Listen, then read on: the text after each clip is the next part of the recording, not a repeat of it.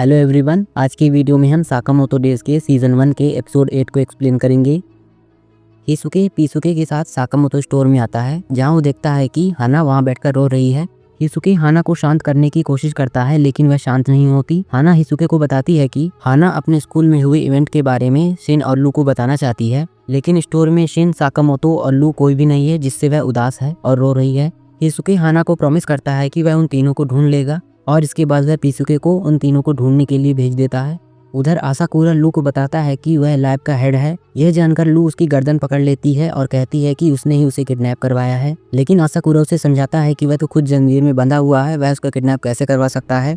और लू उसे छोड़ देती है और पूरी बात उससे पूछती है। आसाकुरा उन्हें बताता है कि जब उसने हिटमैन के काम पर ऑब्जेक्शन उठाना शुरू किया और धीरे धीरे उनकी बात मानने से मना किया, तो उन्होंने उसे जेल में बंद कर दिया। लू आसाकुरा को बताती है कि उन्होंने शिन समझ के उसे किडनैप कर लिया। आसाकुरा उन्हें बताता है कि जब वह इस लैब में सुपरनैचुरल पावर्स पर रिसर्च कर रहा था, तब एक दिन उसका पुराना दोस्त एंडो आया और शिन को वहां उसके साथ छोड़कर चला गया। आसाकुरा ने शिन को अपने साथ रख लिया।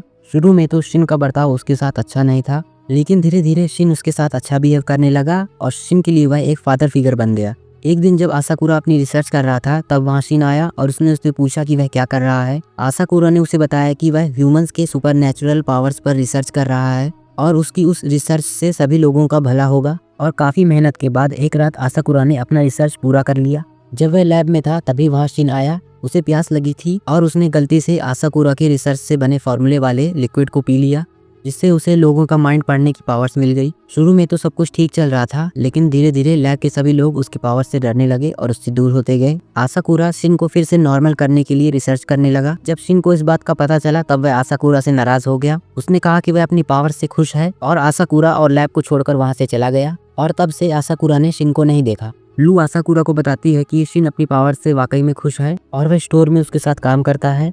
लू आसाकुरा से कहती है कि वह उसके साथ चले और चलकर शिन से मिले। आसाकुरा उसकी बात मान जाता है और एक केमिकल निकालता है और उसे जेल की लॉक में डालता है, जिससे जेल का लॉक टूट जाता है। वह लू को बताता है कि वह जेल से कभी भी बाहर निकल सकता था, लेकिन अगर वह जेल से बाहर निकलता तो उसे उन लोगों की मदद करनी पड़ती, इसलिए वह जेल से कभी बाहर ही नहीं निकला। जैसे ही जेल का लॉक टूटता है, शोर सुनकर वहाँ एक गार्ड आ जाता है।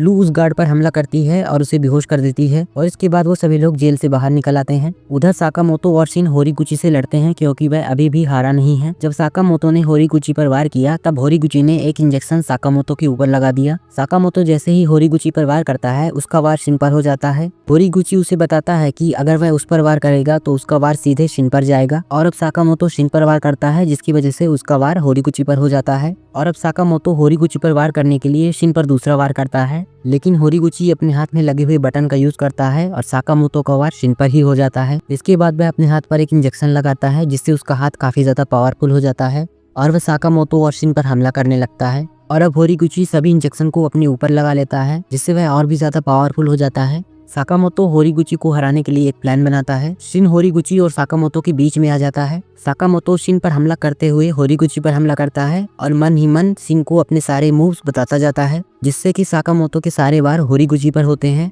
साकामोतो एक लास्ट पंच मारता है और होरीगुची को हरा देता है। इसके बाद वहाँ के सभी साइंटिस्ट शिन से अपने बर्ताव के लिए माफी मांगते हैं।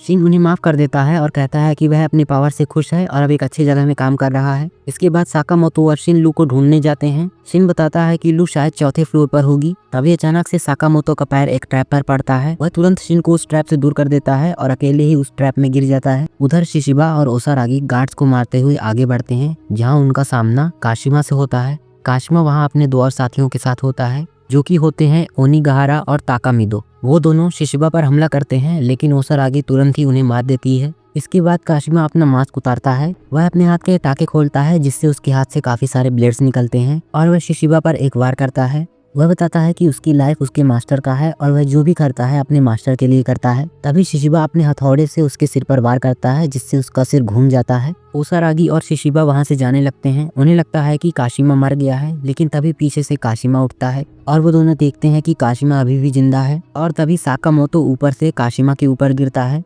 साकामोतो शिशिबा के पास जाता है और उससे मिलता है। शिशिबा साकामोतो को टीम के नए मेंबर ओसारागी से मिलवाता है। काशिमा उठता है और अपने हाथ का टाका खोलता है और उसके हाथ और मुंह से एक और वेपन निकलता है। शिशिबा साकामोतो को बताता है कि ये उसी टीम का लीडर है जिसने लैब पर कब्जा किया है। काशिमा साकामोतो को देखता है और कहता है कि वही सिर्फ एक ऐसा आदमी है जिसने आज तक उसके मास्टर को घायल किया है। और यहाँ साकामोतो और उन सभी को पता चलता है कि सर जो कोई भी है साकामोतो उससे मिल चुका है। साकामोतो काशिमा से लड़ने लगता है। इसी बीच शिशिबा और ओसारागी वहाँ से यह कहते हुए चले जाते हैं कि उन्हें उसके मास्टर को पकड़ना है। ओसारागी शिशिबा से कहती है कि उसे नहीं लगता कि साकामोतो उसे हरा पाएगा। शिशिबा कहता है कि काशिमा भले ही बहुत ताकतवर हो, लेकिन साकामोतो को जितने टाइम से वह जान रहा है उसके मुताबिक साकामोतो उसे हरा देगा। उधर शिन लू और साकामोतो को ढूंढते हुए आगे बढ़ता है। तभी वहाँ सेबा आ जाता है। शिन सेबा से काफी देर तक लड़ता है, लेकिन उसके इनविजिबल होने की वजह से वह उसे देख नहीं पाता और उसके स्पीड की वजह से ना ही उसका माइंड पढ़ पाता है। सेबा इनविजिबल होकर शिन पर एक वार करता है, जिससे शिन का काफी खून बहने लगता है। शिन अपने खून से लगे हुए हाथों को सेबा के ऊपर रखता है, जिससे उसके ऊपर निशान पड़ जाता है और तभी उसके ऊपर कोई गोली चला देता है और हम देखते हैं कि ये आदमी हिसुके होता है। शिन हिसुके को देखकर खुश हो जाता है और ये एपिसोड यहीं एंड हो जाता है। तो गाइस ये था मेरा एक्सप्लेनेशन साकामोतो डेज के सीजन 1 की एपिसोड 8 का। अगर आपको ये एक्सप्लेनेशन पसंद आता है तो